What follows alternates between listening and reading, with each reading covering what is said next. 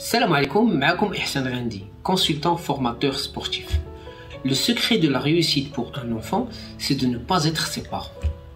Abonnez-vous sur ma chaîne pour qu'on puisse bénéficier d'un plus grand nombre de partages.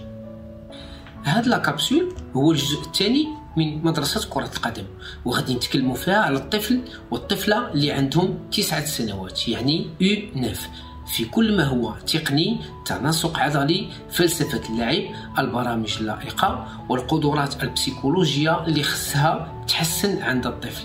أي غندخلوا في الفلسفة الكروية والأهداف ديالها من طرف المؤطر والمدرسة كرة القدم اللي فيها الوليد أو البنية. الجامعة الملكية المغربية لكرة القدم دارت برنامج وطني للجميع، للأندية والجمعيات الرياضية. للأندية بمعنى لي برو، لا دوزيام ديفيزيون اي لي زاماتور. أما الجمعيات الرياضية فهي اللي تحت لواء الجامعة، لتكوين الأطر ديالها بأحدث الوسائل اللوجستيكية في جميع الفروع، بما فيهم ما هو تقني، تصرف الطفل والمعاملة معه، التناسق العضلي واللعب بكل الفئات. التقني هو كل ما هو أساسي في كرة القدم، يعني les fondamentaux du football: conduite, passe, contrôle et frappe avec l'intérieur du pied، زيادة على كل ما هو جونغلوري. أما التناسق العضلي فكنخدموا معه السرعة الحركية، سرعة رد الفعل، وسرعة تبديل الاتجاهات. التصرف ديال الطفل خصو يكون منضبط، منتبه مع الاستاذ ديالو، تايق في راسو، تكون عنده العزيمه. اما بالنسبه للعب خصو يتعلم يلعب في مجموعه او فريق، يلعب في مساحات واسعه وكبيره، يلعب في العرض في العمق ديال الملعب، وايضا يبدا يتعلم منين تكون عنده الكره ومنين ما تكونش عنده الكره اشنو يعمل. كل هذا خصو يكون في اخر السنه مكتسب، ويكون المؤطر لقنو للطفل ديال 9 سنوات. ولكن باش نوصلوا لهذا الهدف منشود خص هناك برمجه سنويه، لا بلانيفيكاسيون انويل. بما اننا في مدرسه كره القدم يعني كنتشابه مع المدرسه ديال التعليم.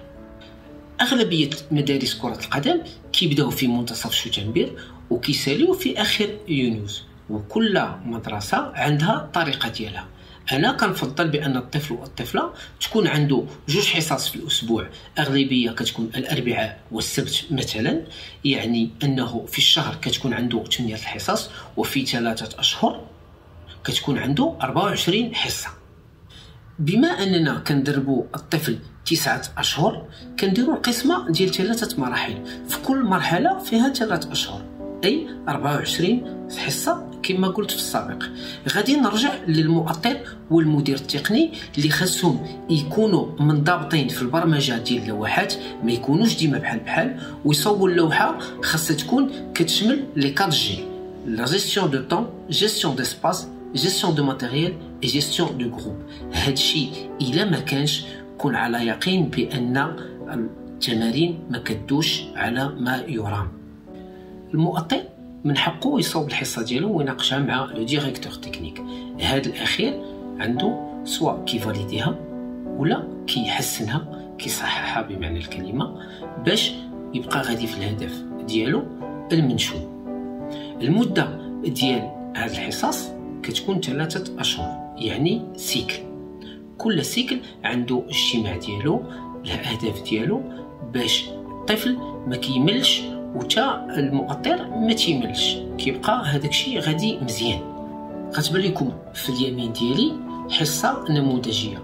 هذه الحصه مختصه في الطفل ديال 9 سنوات، مكونه من دي زاتوليي دو كورديناسيون، دي زاتوليي دو جو سكولير، ان اتوليي ديسباس تكنيك، وزياده على الملعب اللي كتراوح المسافه ديالو 30 الى 40 متر في الطول و 25 الى 35 متر في العرض، ما يسمى ان تيران دو فوتبول ا 5.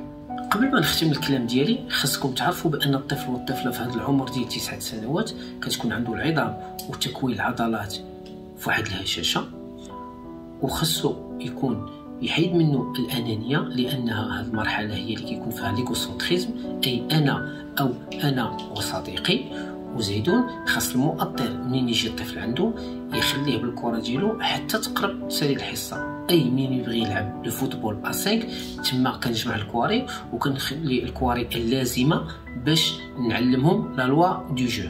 ومنين يبغي يمشي ديما خاص الطفل يقول مع السلامه يا استاذ. نتمنى انني كنت مختصر وواضح في التدخل ديالي. الحصه الجايه ان شاء الله غتكون عندنا الفئه العمريه ديال لي U11. كان معكم احسان غندي. ا تري بيانتو.